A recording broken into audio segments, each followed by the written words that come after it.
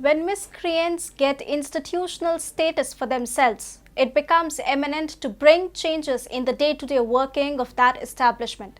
This is because the people benefiting from it won't be leaving their comfortable places so early. JNU Vice Chancellor has done just that. Hi and welcome to TFI English, the national socio-political analysis arm of the TFI Media Group. I'm your host Tejasvi Malhotra, and if you haven't subscribed to the TFI English channel yet, please hit the subscribe button and press the bell icon to receive all the latest updates. Coming back to the story in this video, I'm here to tell you about the latest blow on safe spaces inside Jawaharlal Nehru University. Let's begin. JNU has been out of the news for quite some time now.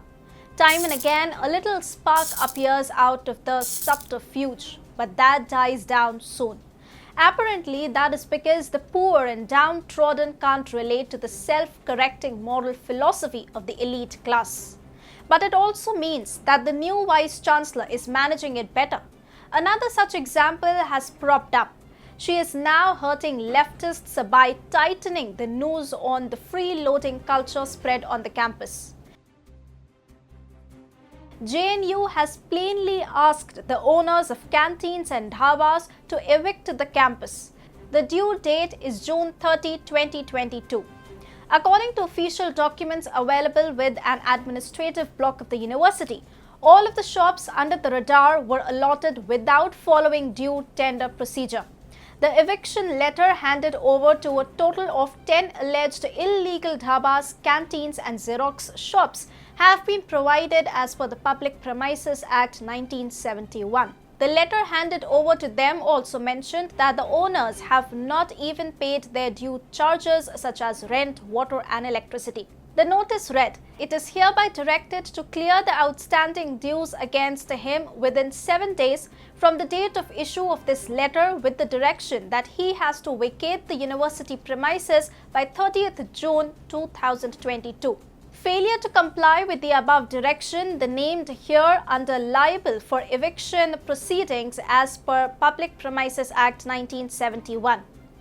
Dues on act of rent, water and electricity charges etc. outstanding against the said space up to the date of a vacation should be cleared."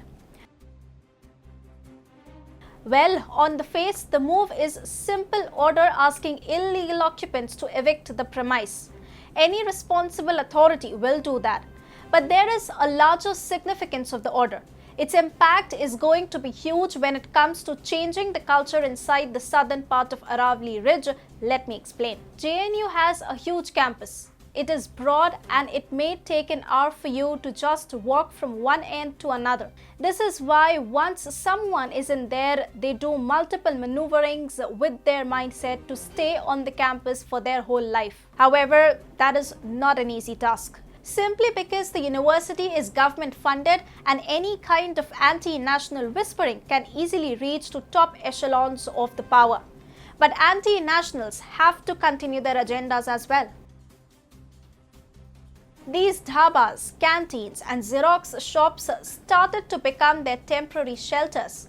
A particular dhaba named Ganga Dhaba is famous for hosting intellectual debates and discussions. A tea costs 10 rupees and that's how 20 to 30 people gather there and devise their strategies.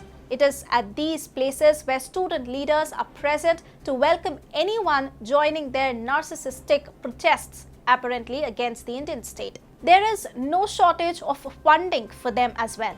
Like you see an average protester outside university campuses having absolutely no idea why he is here. It's the same in the JNU as well. Most students who have somehow joined the protest are there to study and fulfill their parents' dreams. They just join in because these leftists help them in tiny administrative type clerical matters. On the basis of their muscle power, a paper having a leftist stamp is proceeded easily in offices. Remember Pallavi Joshi's dialogue from the Kashmir files? Sarkar unki hai, par system hamara hai. These dhabas are the headquarters of the system under leftists' control. By gathering students for pecuniary gains, the student leaders communicate to their party heads that they have numbers. From there, they get funds and the cycle goes on for generations. If you are in Delhi, just visit it for a day. It is not that such kinds of shops do not exist outside university premises. In fact, they do more in numbers than those on campus. But the problem with these dhabas is that they would not allow any kind of ulterior discussions against India. After all, they are not paid stooges of student leaders. They are daily wage laborers who believe in hard work and nation building, not a freeloader. As expected, the protests have started. And guess what? This time as well, they are playing the poverty card.